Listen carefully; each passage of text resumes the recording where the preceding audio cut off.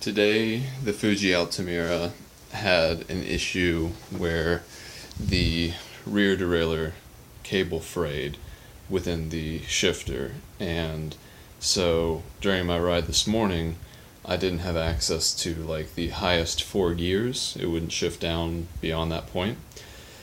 And so I was suspicious about what was happening. Definitely have had this occur before with this bike. Makes me wonder if maybe these Ultegra derailleur or these Ultegra shifters are maybe known to exacerbate the wearing of gear cables, because I've had a bunch of 105 and Tiagra bikes that haven't had a shifter. In fact, this bike, which we'll get to in a second, has I think only one time had a shifter cable get frayed within the shifter itself. So anyway, all that to say, I was able to do a little bit of a hack that I know about, where you basically take the cable out of the derailleur and then push the derailleur over, and then you cinch the cable back down in that new position, and use the barrel adjuster to kind of fine tune the position of the derailleur so that you have a reasonable gear to get home. So I did that today when I was coming home from work on my break. Came back, and I was able to switch out the gear cable for a brand new one in less than 10 minutes. And that's because this whole bike has externally routed gear cables. So it's ultra easy to get to, and it's ultra easy to repair. So, with that experience in mind, I have decided that with the SL, if I'm going to put it back together, I don't want to have to deal with this stupid internal gearing or the internal routing rather, that it has. It's a fucking pain, and realistically, if and when I ever take this bike touring again, if I have to replace the cables out on the road, I'm not going to be able to do it.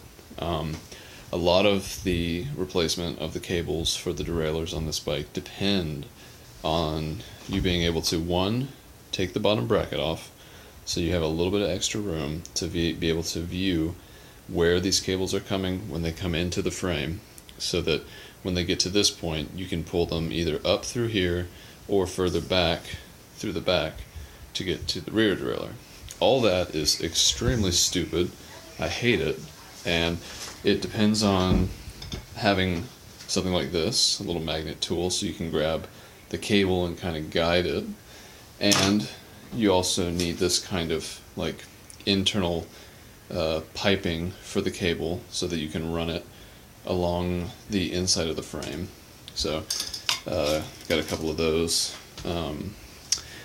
And typically I have to use my little picks, which these are really great tools. I highly recommend anyone get these picks. Just really basic, different angled heads to them, little hooks and stuff. But you need all this shit, and that's not even considering the bottom bracket. So you'd also need a bottom bracket tool. So you need a bottom bracket tool to get. Oh, we got to take the crank off. So you'd also need an 8mm wrench, which should be around here somewhere because I had to take them off a moment ago. Where is that 8mm wrench? This is one of the things I hate about having a small little room like this. Even though everything is close together, sometimes things can become misplaced. Here it is, duh. So, 8mm wrench. Wouldn't hurt to have a chain breaker tool so that you can get the chain off. So, a ton of shit. Stuff that no one's going to be carrying around. Now let me close this door to the shower because it's loud.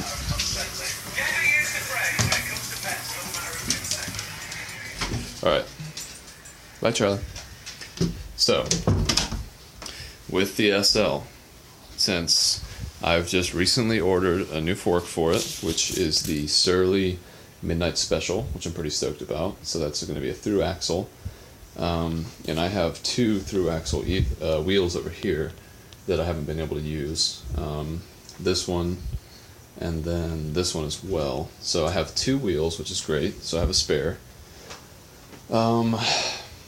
new fork gonna come. New Tiagra derailleur for the rear and the front. So this bike's really getting a makeover. And I was thinking today, you know what? I don't want to do this bike again unless I'm able to make it so that the gear cables are external. So I started thinking to myself, how can I make that happen? So one of the first things I'm going to need to do is get a long enough, I guess, hose for that, or housing to make that happen. So basically it's going to work like this. So they have these little barrel adjusters up here, and the way these barrel adjusters work is that they split the cable. Don't want to take that off too much. They split the cable so that, man, come on. Okay, there we go. So the barrel adjuster splits the cable, so I would need new cable to run from where this cable is split all the way down the length of the frame and then to its respective derailleur areas. So how I'm going to accomplish this is I drilled some holes into these little grommets here so that I could run zip ties through them so that they would hold the cable right here, right when it comes off the handlebars. And then I'm going to run the cable along probably the underside of the frame a little bit with more zip ties. So maybe a total of like 1, 2, at least somewhere between 2 and 4 zip ties to hold the cables as they run the exterior and fully housed portion of the frame. And then when the derailleur split off, I actually drilled into the frame a little bit so that I could widen the pre-existing holes so that I could run cable through it. So you can see here, that hole I drilled out just a bit to run so it had the actual diameter of a cable. So the cable will come in through this hole for the front derailleur, which this is just a plastic, like, I don't even know what to really call this thing, but a lot of bikes have them. But it's where the previously the housing for the raw cable would, I guess, loop it under the bottom bracket. And so I'm just going to have exposed cabling, and it'll look a little bit like this. And so that'll be, I don't know how many zip ties I'll need to use to make sure that this stuff is all, plumb and everything. So that will run there for the front derailleur. And then the rear derailleur will continue back. So right here, using the same kind of zip tie system to hug the cable to the actual frame. The housing will run down, and then also under the bottom bracket shell and along the chainstay here, zip tied, and then it will go through the frame here,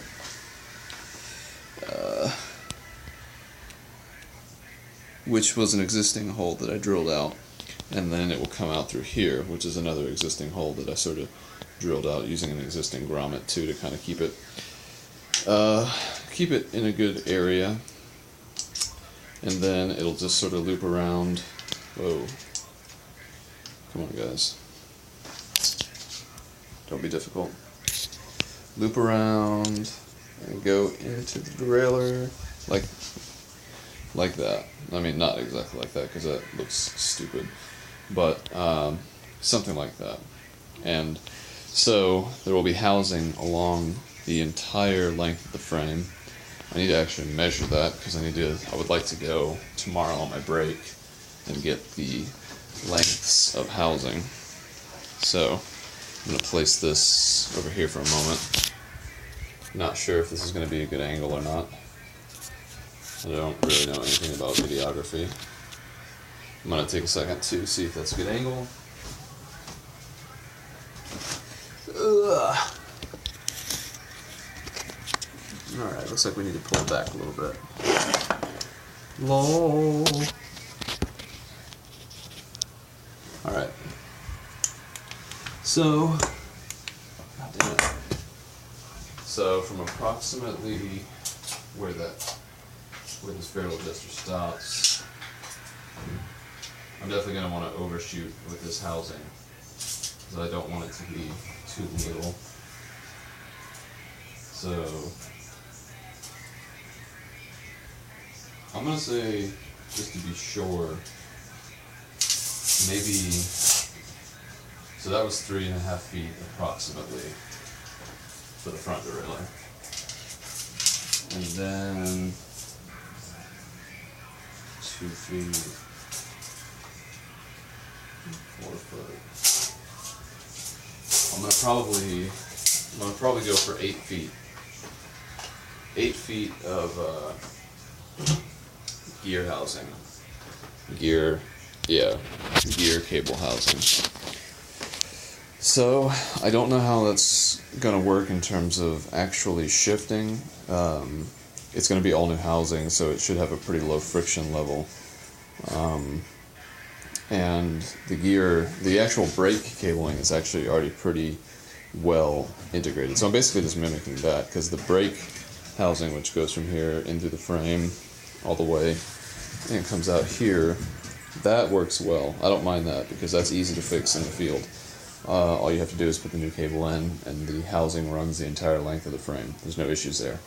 But the fear of having to do something to fix something that I can't fix, if and when I need to do it, is really prompting me to be willing to take a fucking drill to the frame so that I can actually convert this bike from internal to external housing. This is not something I've seen anyone do. I did a little bit of research today. I didn't find any videos and or kits that would help you to actually do this. And to be fair, this is a very counterintuitive thing to desire. No one really wants the gear cabling and the brake cabling to be something that is like messing with the lines of the frame or whatever. But I don't give a shit about that. I don't care about aerodynamics. I don't care about aesthetics. I don't care about anything except for the ease of the ability for me to be able to fix the gear cable if and when it frays on this bike. And I love this bike, and I just can't. I typically sleep well, but metaphorically speaking, I won't be able to sleep at night if I put this whole bike back together with a new group set, the Tiagra stuff, and a new fork.